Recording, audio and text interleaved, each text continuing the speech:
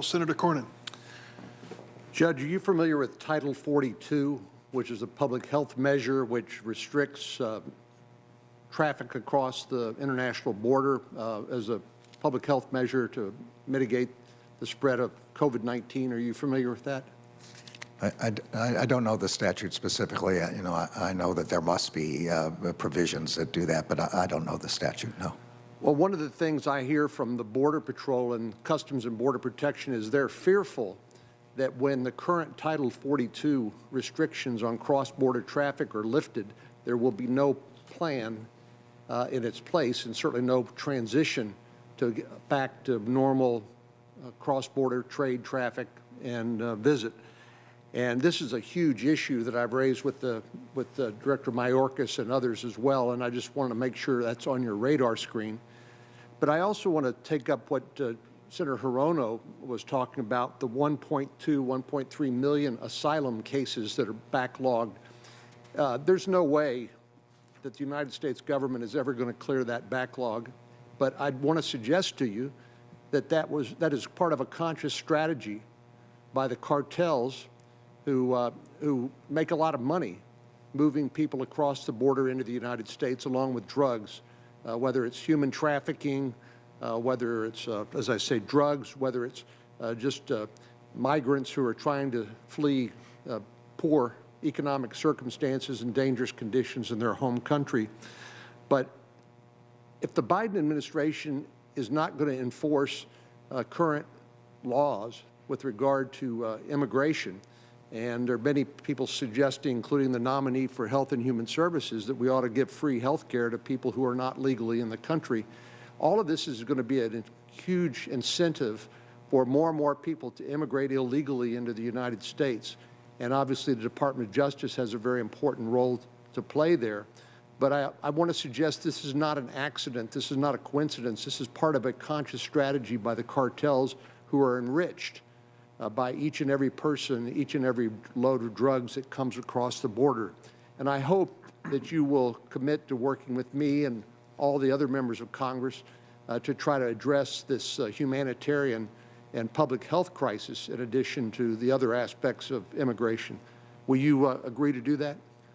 Certainly, I will commit to working with members of Congress to address the public health crisis. I have to say, I wasn't aware that the cartels were doing this, but this seems like something that the Justice Department needs to focus on.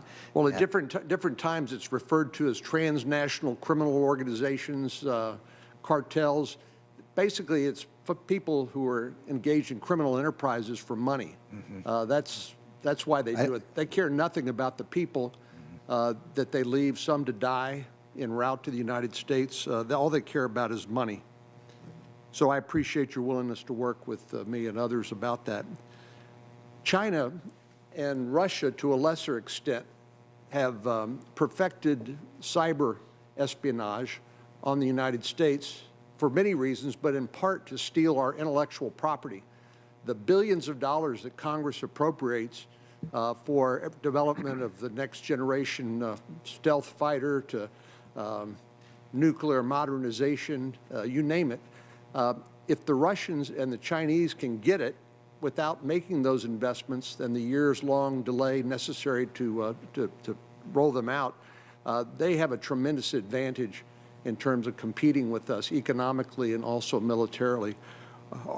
80% of all economic espionage cases brought by the Department of Justice involve the communist China, and there are at least some nexus to China in about 60% of all trade theft cases.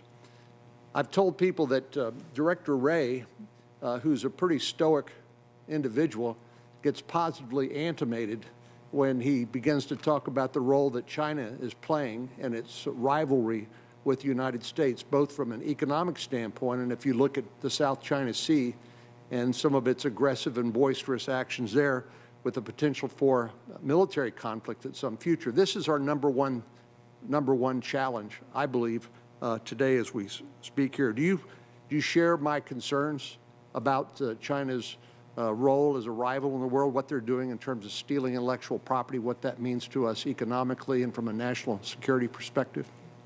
Well, Senator, I don't have any inside information with respect to what the intelligence agencies know, but I've read quite a lot about this, and it seems quite clear to me that the Chinese are involved in hacking, of stealing our intellectual property.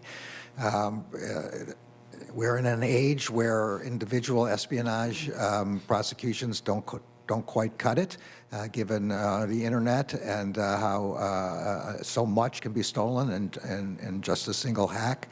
So this has to be an all-of-government response to this problem.